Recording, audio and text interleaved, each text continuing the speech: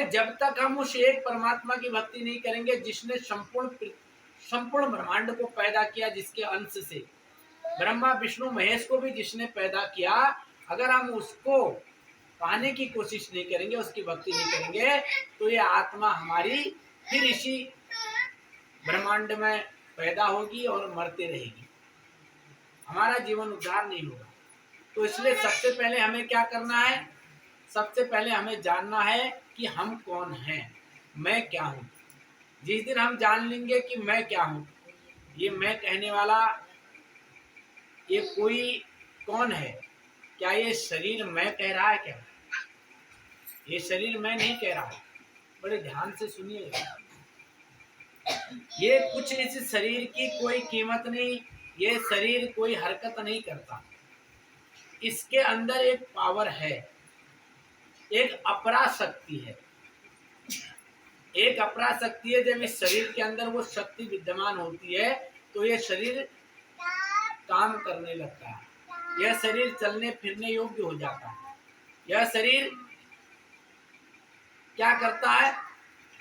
ढेर सारे काम करने लगता है उस अपरा शक्ति की पावर से। अन्यथा यह शरीर यही तो रहता है, इसके अंदर से जब अपरा शक्ति निकल जाती तो ये फिर शरीर हिलता गिलता क्यों नहीं है? जब इसके अंदर से, जिसको हम आत्म तत्व कहते हैं, जब वो निकल जाता है तो फिर शरीर तो हिलता डुलता नहीं है। यानी कि इस शरीर की अपनी कोई पावर नहीं है। इस शरीर को गतिमान करने वाला कोई अन्य तत्व है, उस तत्व के द्वारा ये शरीर गतिमान है, चलायमान है। तो वह तत्व क्या है? जिसको हमने आत्मा कहा, जिसको हमने आत्मा कहा। और ये आत्मा किसका अंश है? उस एक परमात्मा का अंश है जिसने ब्रह्मा विष्णु महेश को भी पैदा किया। तो ये आत्मा जिसका अंश है उसी को खोजना चाहती है। इसीलिए तो हम बहुत सारे तीर्थ व्रत करते हैं, हवन यज्ञ करते हैं, नाना प्रकार की पूजा पाठ करते हैं, फिर भी हमारे मन को सुकून नहीं मिलता। फिर भी हमारी आत्मा सोचती है कि नहीं नहीं, हरिद्वार जाकर के आनंद मिलेगा। वहां जाते हैं, फिर घर चले आते हैं, कुछ दिनों में मन होता नहीं केदारनाथ जाना चाहिए या प्रयागराज जाना चाहिए या अन्य जगह पर जाना चाहिए। क्योंकि ये आत्मा ये सोचती है कि मैं जिसका अंश हूँ, शायद ये अलग अलग स्थानों पर है, उसको पाना चाहती है। लेकिन हम उसको पूजा पाठ मानते हैं, उसको अपने आत्मा का उद्धार करता मानते हैं, लेकिन वो जगह वो स्थल उद्धार करता नहीं है। क्योंकि ये आत्मा उस परमात्मा को खोजना चाहती है, उसको पाना चाहती है, उसमें मिलना चाहती है, लेकिन मिल नहीं पाती तो इसकी इच्छा अधूरी रह जाती है। फिर ये किसी और चीज की तलाश करती है, फिर और जगह जाने की कोशिश करती है, और इसी प्रकार से हमारा पूरा जीवन व्यतीत हो जाता है। तो इसलिए हमको किसकी पहले अपने आप को जानना चाहिए कि मैं एक आत्मा हूँ, मैं कोई शरीर नहीं, हम कोई शरीर नहीं, हम एक आत्मा है। ये आप लोग बिल्कुल मान लें, हम क्या है? एक आत्मा है। और ये आत्मा क्या है? उस परमात्मा का अंश है, जिस परमात्मा ने संपूर्ण सृष्टि को पैदा किया। इतनी बात समझ में आई? हम शरीर नहीं, हम क्या है? एक आत्मा है। किसकी आत्मा है? कहाँ से आए? वो एक पुरुष, अलग पुरुष, अविनाशी, जो अविनाशी पुरुष है, जिसका कभी नाश नहीं होता, जिसने संपूर्ण ब्रह्मांड को बनाया। ब्रह्मा विष्णु महेश को भी उसी ने पैदा किया, हम भी उसी के अंश हैं। अब हम उसी के अंश हैं तो अंश अंश में ही तो मिलना चाहेगा, इसलिए हमको उसमें ही मिलना चाहिए, तभी हमारा आवागमन का मार्ग खत्म है। और ये कैसे मिलेगा? ये सत्संगत के द्वारा मिलेगा। सत्संग हमें क्यों करना चाहिए? क्योंकि ये आत्मा सत्संगत के द्वारा ही उस परमात्मा में विलीन होगी, उस परमात्मा में मिलने वाली है। सत्संग में क्या करते हैं? संत आकर के सत्य का संग कराते हैं। सत्य क्या है? यही आत्मा है, और इस संसार में कोई सत्य नहीं, बाकी सब असत्य है। केवल एक आत्मा अजर अमर अविनाशी है, और संसार में सब कुछ नाशवान है। इसलिए सत्य का संग कराया जाता है। सत्संग में किसका संग कराया जाता है? सत्य का। जब तक हम सत्य का संग नहीं करेंगे तब तक सत्य के संगी नहीं कहलाएंगे, तब तक हम सत्य संगी नहीं कहलाएंगे। पहली बात हमने जाना, मैं आत्मा हूँ, मैं परमात्मा का अंश हूँ, और उस परमात्मा के अंश को पाने के लिए हमें सत्संग करना पड़ेगा। और सत्संग सदगुरु के द्वारा जानना पड़ेगा, सुनना पड़ेगा। सदगुरु कौन होते हैं? सदगुरु इस आत्मा का साक्षात्कार करा देते हैं, इस आत्मा का ज्ञान जना देते हैं, इस आत्मा को बता देते हैं, इसका बोध करा देते हैं, तभी तो वो सदगुरु कहलाते हैं। तो हमें क्या करना है? सदगुरु की शरण में जाना है। और जब हम सदगुरु की शरण में हो जाते हैं फिर हमको क्या करना है? दुनिया के सारे आडंबर छोड़ देने, क्योंकि संसार के जितने भी काम हैं वो केवल संसार तक ही है।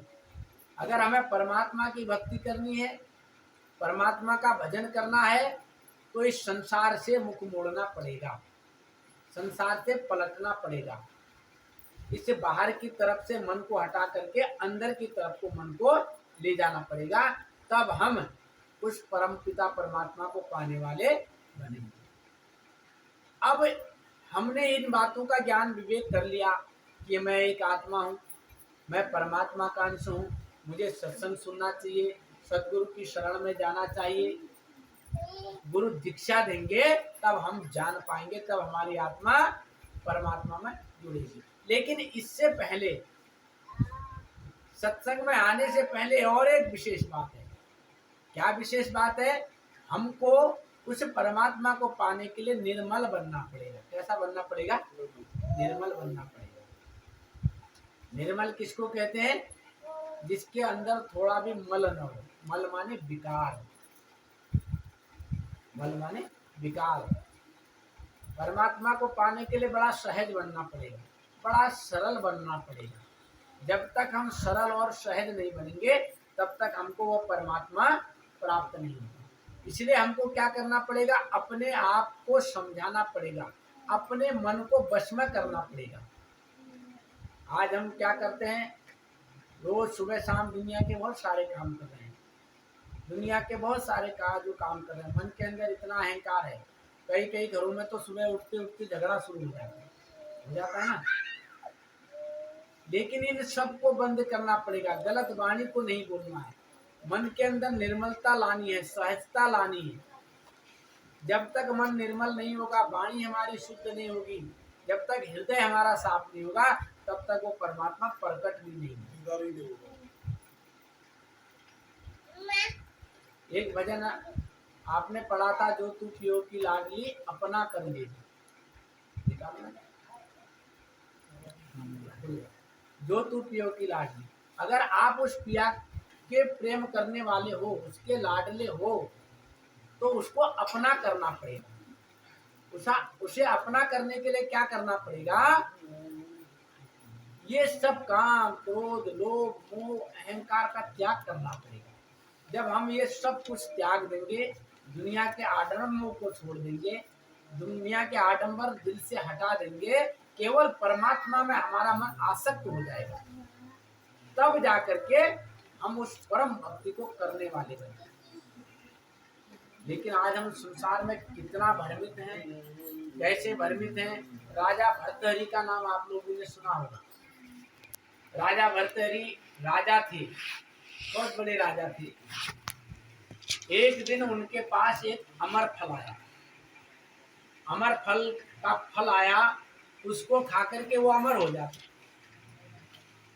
तो उन्होंने कहा, जब राजा के पास फल आया, बोला महाराज आप इस फल को खा लीजिएगा, क्योंकि आप राजा हैं, आप अमर रहेंगे तो हजारों वर्ष तक राज करेंगे।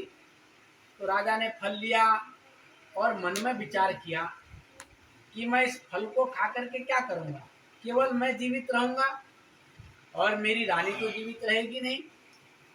बोला कि मैं इस फल को अपनी रानी को दे देता। तो उनने उस फल को अपनी रानी को दे दिया। अपनी रानी को कहा कि ये अमर फल है रानी, आप खा लो, आप इस फल को खा लीजिए। रानी ने फल लिया और सोचने लगी कि इस फल को खा करके मैं क्या करूंगी। वो अपने किसी सिपाही से, राजा का जो सिपाही थे उनसे प्रेम करती थी, तो उसने कहा मैं इस फल को खा करके क्या करूंगा, इससे अच्छा मैं वो सिपाही को दे देती। तो उसने वो फल अपने सिपाही को दे दिया। अब जब वो फल उस सिपाही को मिला तो वो किसी वेश्या से प्रेम करता था। उसने कहा ये फल खा करके मैं क्या करूंगा, वो फल उसने उस वेश्या को दे दिया। अब वेश्या ने बड़ा विचार किया, बोला मैंने अपना पूरा जन्म तो गंदे कामों में बिता दिया, बोला कम से कम राजा अगर इस फल को खाएगा तो वो अमर रहेगा और राज करेगा। तो वो वेश्या उस फल को लेकर के राजा के पास चली। अब राजा के पास फिर वो फल आ गया। अब राजा ने उसकी छानबीन की कि आखिर ये फल आया कहाँ से, तो वो सारे के सारे लोग पकड़ा गए। तो राजा भर्तहरि ने उसी समय मन में विचार लिया, बोला कि इस संसार में कोई किसी से तृप्त नहीं, कोई किसी से सुखी नहीं। मैं राजा होकर के मेरी रानी मेरे एक मामूली सिपाही से प्रेम करती है, मुझे उस रानी को इस राजा से संतुष्टि नहीं, और उस सिपाही को इतनी बड़ी रानी पा करके वो संतुष्ट नहीं, वो एक वेश्या से प्रेम करता है। तो कहा ये संसार जो है क्या है, केवल स्वार्थ देखता है, केवल मन के वशीभूत है। तो राजा भर्तहरि ने राजपाट छोड़ दिया और जाकर के भगवान की भक्ति में लीन हो गए। तो ऐसा हमारा मन है, ऐसी हमारी दिनचर्याएं हैं, ऐसे में हम फंसे पड़े हुए हैं। ये जो हमारा मन है ये इतना आसक्त है, इतना डूबा हुआ है इस संसार में, अपने आप को नहीं जान रहा। वो एक दूसरे से ऐसी प्रीत लगाए हुए है, एक दूसरे को ऐसा मान बैठा है कि मैं इसके बिना नहीं रह सकता, इससे बड़ा मेरा और कोई प्रेमी नहीं हो सकता। ये मन की सब चालें हैं। कहा कबीरा कहते हैं ऐसा यह संसार है जैसा सेमल फूल, दिन 10 के व्यवहार में झूठे रंग न हो। ये संसार कैसा है, कहा सेमल के फूल की तरह है। कहा यहाँ सेमल का फूल आपने देखा कितना सुंदर होता है, कितनी बढ़िया लालिमा होती है। जब सेमल के फूल पर फूल आता है उस पेड़ पर, तो तोता उसके फूल को देख करके बड़ा खुश होता है कि जिस पेड़ का फूल इतना सुंदर है उस पर फल कितना सुंदर होगा। रोज उस फूल के पास आकर के बैठता है। जब उसमें फल लगता है, फल जब बड़ा होता है, पक जाता है, जब उसमें चोंच मारता है तो उसका मुंह पूरे रुई से भर जाता है और कुछ भी हाथ नहीं। तब वो कहता है कि बताओ इतना इंतजार किया, क्या मिला, कुछ भी नहीं मिला, और पूरा चोंच पूरा मुंह मेरा रुई से भर गया जिसमें कोई स्वाद ही नहीं, न खा सकूं न निकल सकूं। तो ठीक ऐसा ही है यह संसार, इसके खुश रंग है छिलके मगर अंदर से सड़े। क्यों, कैसे छिलके हैं इसके खुश रंग हैं लेकिन अंदर से सड़े हुए। इसलिए इस संसार में हम जितना लगेंगे, जितना इस संसार की भक्ति में हम लगेंगे, माफ करना प्रेमी सज्जनों, एक दिन हमारी वही गति होगी जैसे तोते की गति हुई। इसलिए आज हमारे मन में ये बैराग पैदा हो जाना चाहिए, हमारा मन निर्मल हो जाना चाहिए इस सत्संग को सुनकर के, कि वास्तव में ये संसार केवल एक उलझाने का तमाशा है। यहाँ वास्तव में सच्चा प्रेम कोई नहीं करता। ये संसार में प्रेम निहित है ही नहीं। सच्चा प्रेम तो केवल सद्गुरु के पास है, गुरु के पास है, उस परमात्मा के पास है। जब तक हम सच्चे मन से उस परमात्मा को पाने वाले नहीं बनेंगे तब तक,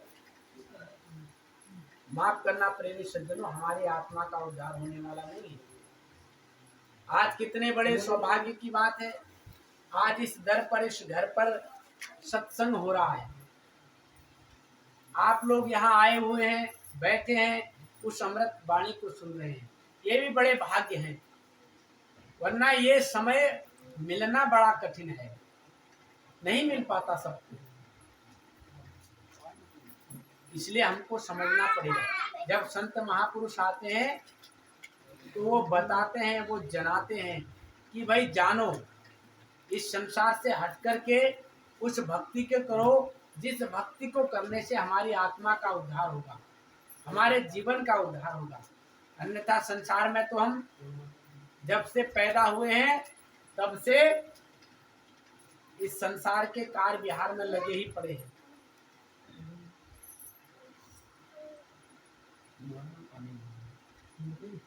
तो इसलिए हमें समझना है। तो कितनी बातें, विशेष बातें हैं। सबसे पहले हमको ये जानना है कि हम शरीर नहीं, हम आत्मा है, और हम ये आत्मा परमात्मा का अंश है। इस परमात्मा के अंश को उस अंश में मिलाने के लिए हमको सद्भक्ति करनी है, सत्संग करना है। और सत्संग गुरु के पास जाके करना है, सदगुरु के पास जाके करना है। और जब तक हम सदगुरु के पास जाकर सद्भक्ति नहीं करेंगे, हमारे जीवन का उद्धार होने वाला नहीं है। इसलिए इन बातों का हमें विशेष ध्यान रखना है। ये सत्संग ही इसलिए कराया जाता है क्योंकि हम जान ही नहीं पाते, हम समझ ही नहीं पाते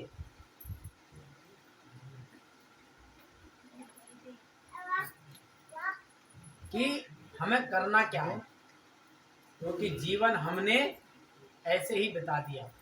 तो प्रेमी सज्जनों, आज आप सभी लोग जान लें कि हमारा जीवन संसार की भक्ति करने से पार होने वाला नहीं, हमारी आत्मा का कल्याण होने वाला नहीं। इसलिए हमको सद्भक्ति करनी है, सत्संग करना है। और जब तक सत्संग नहीं करेंगे, उस सद्भक्ति को नहीं करेंगे, तब तक हमारा ये मानुष जन्म जो हमको मिला, ये फिर किसी काम का नहीं, इसका महत्व तो हमको फिर पता ही नहीं। इसलिए हमें क्या करना है, इस मनुष्य जन्म को पाकर के हमने उस परमात्मा की प्राप्ति करनी है, तब हमारा जीवन उद्धार होगा। अन्यथा चले जाएंगे हम इसी प्रकार से, जैसे आए थे वैसे ही चले जाएंगे, है ना। मीराबाई कहती हैं,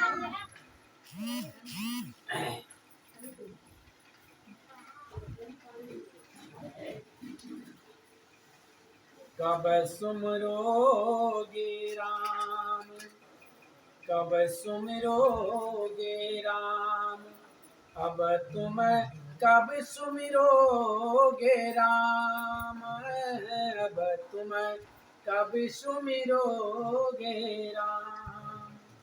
खर्चो न टूटे चोर न लूटे, खर्चो न कूटे चोर न लूटे, ऐसे हैं हरि नाम, कब सुमिरोगे राम, अब तुम कब सुमिरोगे राम।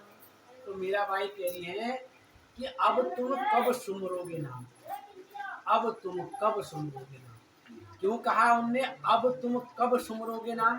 क्योंकि आज से पहले हम न जाने कितने जन्मों में फिरते रहे, कौन कौन से जन्म हमको मिले, न जाने कौन कौन सी योनियां में मिली हमें, गाय गधे घोड़े न जाने क्या क्या बने। लेकिन अब हमको मनुष्य का जन्म मिला, अब हमको मनुष्य का जन्म प्राप्त हुआ। तब कह रही है कि अब भी अगर तुमने मनुष्य जन्म को पाकर के राम की भक्ति नहीं की तो माफ करना, फिर ये जीवन तुम्हारा बेकार है।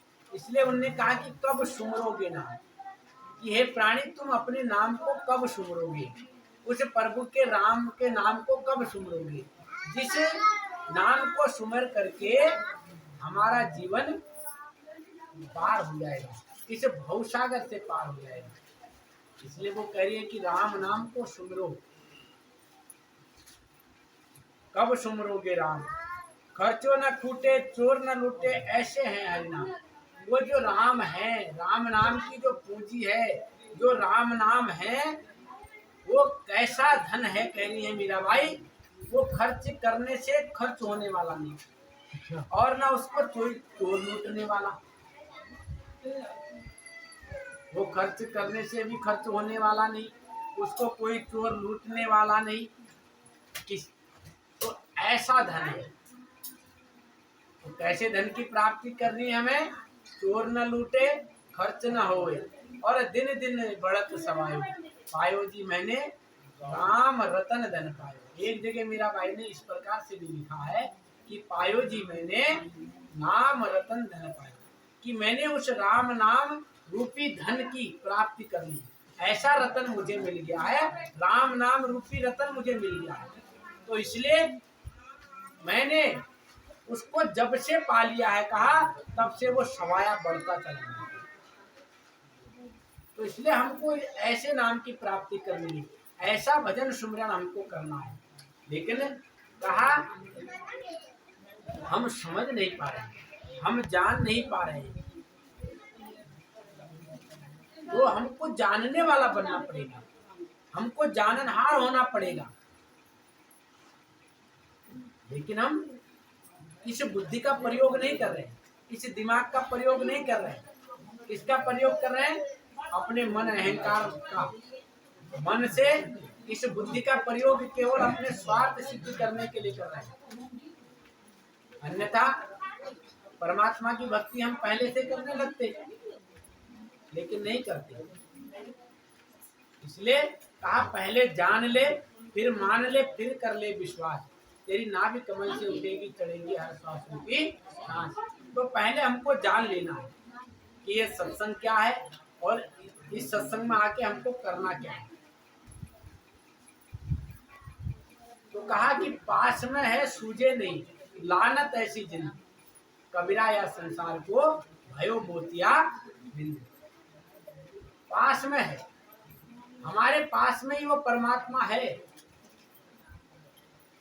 लेकिन सूझे नहीं, पहचान नहीं, परख नहीं। तो लानत ऐसी जिंदगी, ऐसी जिंदगी को लानत है। कहा कि वो परमात्मा हमारे पास है, फिर भी हम संसार की भक्ति कर रहे हैं, तो ये जीवन हमारा बेकार है या नहीं है?